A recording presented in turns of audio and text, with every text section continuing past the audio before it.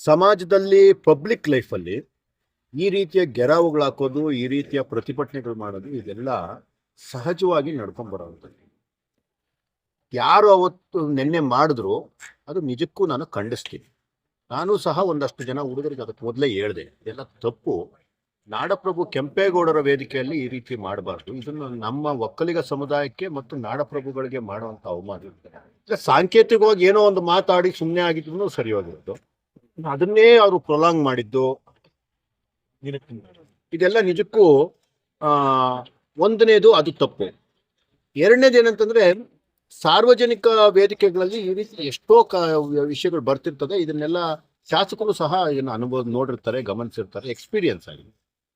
ಇಡೀ ಚಿಕ್ಕಬಳ್ಳಾಪುರದ ನಾಯಕನಾಗಿ, ಇಡೀ ಚಿಕ್ಕಬಳ್ಳಾಪುರದ ದೊಡ್ಡಣ್ಣನ ರೀತಿಯಲ್ಲಿ ಒಂದು ತಂದೆಯ ಸ್ಥಾನದಲ್ಲಿ ನಿಂತ್ಕೊಂಡು ಯಾರು ಈ ರೀತಿ ಮಾಡ್ತಾರೆ ಕ್ಷಮಿಸೋ ಅಂಥದ್ದು, ಅಥವಾ ಕಾನೂನಿನ ರೀತಿಯಲ್ಲಿ ಅವರನ್ನು ಶಿಕ್ಷೆ ಕೊಡಿಸುವಂಥದ್ದು, ಅದನ್ನ ಮಾಡಿ ಕಾರ್ಯಕ್ರಮ ಸುಗಮವಾಗಿ ಆಗೋದಕ್ಕೆ ಏನೇನು ಮಾಡಬೇಕು ಅದೆಲ್ಲ ಮಾಡಿದ್ರೆ ಆಗಿರುತ್ತೆ. ಒಂದಷ್ಟು ಗೊಂದಲಗಳ ನಂತರ ಕಾರ್ಯಕ್ರಮ ಎಲ್ಲ ಮುಗಿದ ನಂತರ ಸಹ ಶಾಸಕರು ಒಬ್ಬ ಚಿಕ್ಕ ಹುಡುಗನ ರೀತಿ ಬಂದು ತೋಳ್ ತಟ್ಟೋದು, ಮೀಸೆ ತಿರುಗಿಸೋದು, ಏನೋ ಮಾಡ್ತೀನಿ ಅನ್ನೋ ಒಂದು ಸಂದೇಶ ಕೊಡೋದಿದೆಯಲ್ಲ, ಅದು ಎಲ್ಲರನ್ನೂ ಒಂದು ಇದೇ ಎಬ್ಬಿಸುತ್ತೆ, ಏನೋ ದಂಗೆ ಎಬ್ಸುವಂಥ ರೀತಿ ಆಗ್ಬಿಡ್ತದೆ. ಈ ಮಾಬ್ನ ಕಂಟ್ರೋಲ್ ಮಾಡೋಕ್ಕಾಗಲ್ಲ. ಯಾರು ಏನು ಮಾಡ್ತಿದ್ದಾರೆ ಅಂತ ಮಾಬಲ್ಲಿ ಯಾರಿಗೂ ಗೊತ್ತಾಗಲ್ಲ. ನಿನ್ನೆ ಏನಾಗಿದೆ ಪಾಪ, ಒಂದಷ್ಟು ಜನ ತಡಿಯೋಕೆ ಹೋಗಿರೋ ಅಂಥ ಯುವಕರನ್ನೆಲ್ಲ ಜೈಲಿಗೆ ಕಳಿಸಿದ್ದಾರೆ, FIR ಆಗಿದೆ. ಅಲ್ಲಿ ನಿನ್ನೆ ನಾವು ರಾತ್ರಿ ಹೋಗಿ ಸ್ಟೇಷನಲ್ಲಿ ಕುಳಿತು SP ಸಾಹೇಬ್ರ ಹತ್ರ ಮಾತಾಡಿ, ASP ಸಾಹೇಬ್ರ ಹತ್ರ ಮಾತಾಡಿ, ನಿಜಕ್ಕೂ ಅವರೆಲ್ಲ ಪೂರಕವಾಗಿ ಸ್ಪಂದಿಸಿದ್ರು. ಅವ್ರಿಗೆಲ್ಲರಿಗೂ ನಾವು ಧನ್ಯವಾದ ಹೇಳ್ತೀವಿ. ಅಟ್ ದ ಸೇಮ್ ಟೈಮ್ ಶಾಸಕರನ್ನ ಅವಮಾನ ಮಾಡಿದ್ರು ಅನ್ನೋ ಇದಕ್ಕೆ ಇಡೀ ಸರ್ಕಾರ ಈ ಅಂದರೆ ಅವರು ಅಮಾಯಕರು ಅಂತ ನಾನು ಹೇಳೋದಿಲ್ಲ, ಒಂದಷ್ಟು ಅಮಾಯಕರು ಇದ್ದಾರೆ, ಒಂದಷ್ಟು ಬೇಡದೇ ಇರೋ ತಪ್ಪುಗಳನ್ನು ಮಾಡಿದ್ದಾರೆ. ಎಲ್ಲರ ವಿರುದ್ಧ ಇಡೀ ಸರ್ಕಾರ ನಿಂತ್ಕೊಂಡ್ಬಿಡ್ತೀನಿ. ಏನು ಕಂಟಿನ್ಯೂಸ್ ಅವ್ರಿಗೆ ಫೋನ್ಗಳು ಬರ್ತಾನೆ ಇದೆ, ಪ್ರೆಷರ್ ಜಾಸ್ತಿ ಆಗ್ತಿದೆ, ಅವ್ರನ್ನ ಯಾರನ್ನೂ ಬಿಡೋದಿಲ್ಲ ಅನ್ನೋ ಪರಿಸ್ಥಿತಿ ಬಂದ್ಬಿಡ್ತು. ಆ ರೀತಿ ಆಗಬಾರ್ದು. ಈ ರೀತಿಯ ಸನ್ನಿವೇಶ ಆಗೋದಕ್ಕೆ ಏನು ಒಂದಷ್ಟು ಹುಡುಗರು ಮಾಡಿದ್ರು ತಪ್ಪು, ಅದಕ್ಕಿಂತ ಹೆಚ್ಚಿನ ತಪ್ಪು ನನಗನ್ಸುತ್ತೆ ಒಬ್ಬ ನಾಯಕನಾಗಿ, ಒಬ್ಬ ಶಾಸಕನಾಗಿ, ಇಡೀ ಒಂದು ವ್ಯವಸ್ಥೆಯನ್ನು ತನ್ನ ಕೈಯಲ್ಲಿ ಹಿಡ್ಕೊಳ್ಳುವಂತಹ ಶಕ್ತಿ ಇರೋ ಒಬ್ಬ ಅಧಿಕಾರಯುತ ಜಾಗದಲ್ಲಿರುವಂತಹ ವ್ಯಕ್ತಿಯಾಗಿ ಅವರು ನಡ್ಕೊಂಡಿದ್ದ ರೀತಿ ತಪ್ಪು. ಆ ರೀತಿ ಏನು ಪ್ರತಿ ಸಲ ತೋಳು ತಟ್ಟೋದು, ಇನ್ನೊಂದು ಮಾಡೋದು ಅವಶ್ಯಕತೆ ಇಲ್ಲ. ಅದು ಒಬ್ಬ ಶಾಸಕನಿಗೆ ಡೆಕೋರಮ್ ಅಲ್ಲ. ಒಬ್ಬ ಶಾಸಕ ಅಂತಂದ್ಮೇಲೆ ಪ್ರದೀಪ್ ಈಶ್ವರ್ ಅವ್ರಿಗೆ ಬೈತಾ ಇದ್ದಾರೆ ಅಂದ್ರೂ ಸಹ, ಅಥವಾ ಅವ್ರನ್ನ ಹೊಗಳ್ತಾ ಇದ್ದಾರೆ ಅಂದ್ರೂ ಸಹ, ಪ್ರದೀಪ್ ಈಶ್ವರ್ಗಲ್ಲ. ಒಬ್ಬ ಶಾಸಕ ನೀನು ಅನ್ನೋ ಒಂದು ಸ್ಥಾನದಲ್ಲಿ ನಿಟ್ಟು ನಿನ್ಗೆ ಅಷ್ಟೂ ಜನ ನಿನಗೆ ಗಮನ ಕೊಡ್ತಿರೋ ಅಂತ ಕೆಲಸ ಆಗ್ತದೆ. ಆದರೆ ಆ ಶಾಸಕ ಸ್ಥಾನಕ್ಕೆ ನೀವು ಗೌರವ ತರುವಂಥ ಕೆಲಸ ತಾವು ಮಾಡಬೇಕಾಗಿತ್ತು. ಸ್ವಲ್ಪ ಹೆಚ್ಚು ಕಡಿಮೆ ಆದಾಗ ಸ್ವಲ್ಪ ತಾವೇ ಒಂದಷ್ಟು ತಾಳ್ಮೆಯಿಂದ ನಡ್ಕೊಂಡು, ಆಮೇಲೆ ಯಾರು ಏನು ತಪ್ಪು ಮಾಡಿದ್ರೋ ಅವರಿಗೆ ಕಾನೂನು ಕ್ರಮ ತಗೊಳೋದ್ರಲ್ಲಿ ಏನೂ ತಪ್ಪಿಲ್ಲ. ತಾವೇ ಮತ್ತೆ ಅಲ್ಲಿ ಒಬ್ಬ ಪುಡಾರಿ ರೀತಿಯಲ್ಲೋ, ಒಬ್ಬ ಚಿಕ್ಕ ಹುಡುಗನ ರೀತಿಯಲ್ಲೋ, ಒಬ್ಬ ಕಿಡಿಗೇಡಿ ರೀತಿಯಲ್ಲೋ ನಿಂತ್ಕೊಂಡು ತೋಳು ತಟ್ಟಿದ್ರೆ ಏನಾಗುತ್ತೆ? ನಿನ್ನೆ ಏನೋ ಅಷ್ಟರಲ್ಲೇ ಮುಗಿದೋಯ್ತು. ಇನ್ನೊಂದಷ್ಟು ಅನಾಹುತ ಆಗಿದ್ರೆ ಅದಕ್ಕೆಲ್ಲ ಯಾರು ಹೊಣೆ ಯಾರು? ಇದನ್ನ ದಯವಿಟ್ಟು ಶಾಸಕರು, ಬಿಸಿ ರಕ್ತದ ಹುಡುಗ ಇದ್ದಾರೆ, ನಾನು ಅರ್ಥ ಮಾಡ್ಕೊತೀನಿ, ಆದರೆ ಅದೆಲ್ಲವನ್ನು ಸೈಡ್ಗಿಡಬೇಕು.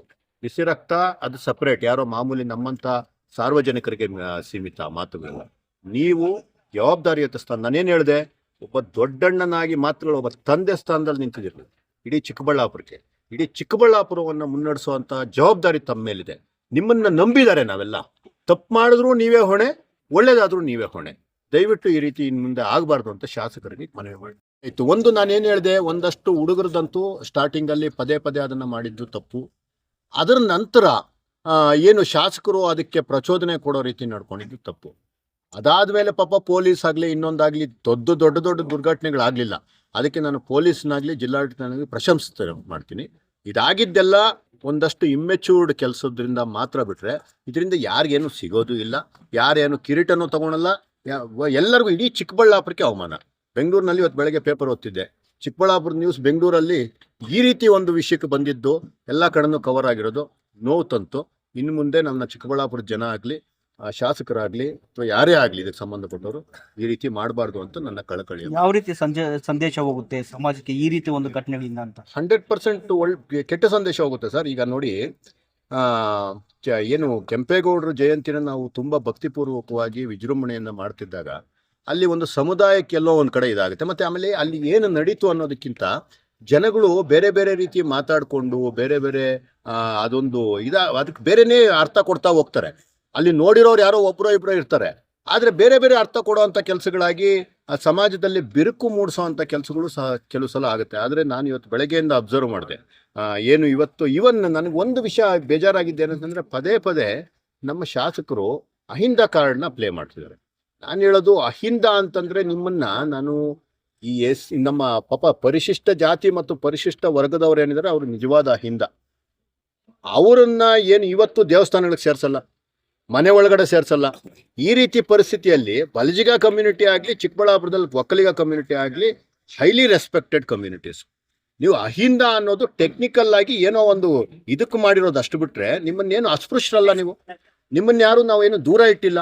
ಮಾತಿಗೆ ಮುಂಚೆ ತಾವು ಅಹಿಂದ ಅಹಿಂದ ಅಂತ ಬೇರೆಯವ್ರನ್ನೆಲ್ಲ ಸೇರಿಸ್ಕೊಂಡು ಇನ್ಯಾರನ್ನೋ ಒಡೆಯೋ ಅಂತ ಕೆಲಸ ಇದೆಯಲ್ಲ, ಇದು ತಪ್ಪು. ಅಟ್ ದ ಸೇಮ್ ಟೈಮ್ ಮತ್ತೆ ನೀವು ಡಿ ಕೆ ಶಿವಕುಮಾರ್ ಅವ್ರನ್ನ ಹೊಗಳ್ತೀರಾ, ಇನ್ಯಾರನ್ನೋ ತೆಗಳ್ತೀರಾ, ನಿಮಗೆ ಗೊತ್ತಾಗ್ತಿಲ್ಲ ತಾವೇನು ಮಾತಾಡ್ತಿದ್ದೀರಂತ. ಈ ರೀತಿ ಎಲ್ಲ ಕಾರ್ಡ್ ಪ್ಲೇ ಆಗಲ್ಲ, ಅದೆಲ್ಲ ಹಳೆ ಕಾಲಕ್ಕೆ ಆಗೋಯ್ತು.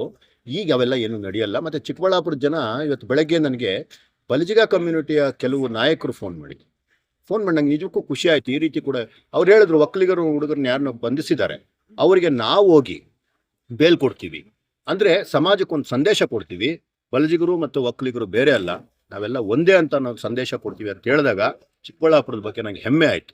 ಆ ರೀತಿಯಾದಂತಹ ಒಂದು ಮಣ್ಣಿನಲ್ಲಿ ಹುಟ್ಟಿದಂತಹ ಸಾಧನೆ ಮಾಡಿದಂತಹ ಪ್ರದೀಪ್ ಈಶ್ವರ್ ಅವರು ಸ್ವಲ್ಪ ತಮ್ಮ ವರ್ಕಿಂಗ್ ಸ್ಟೈಲ್ನ ಚೇಂಜ್ ಮಾಡಿಕೊಂಡ್ರೆ ಸುಂದರವಾದ ಚಿಕ್ಕಬಳ್ಳಾಪುರನ್ನ ಎಲ್ಲರೂ ಸೇರಿ ಕಟ್ಟೋಣ ಅಂತ ಈ ಮುಖಾಂತರ ಅವ್ರಿಗೆ ಕಿವಿಮಾತು ಹೇಳೋಕ್ಕೆ ನಾನು ಇಷ್ಟಪಡ್ತೀನಿ.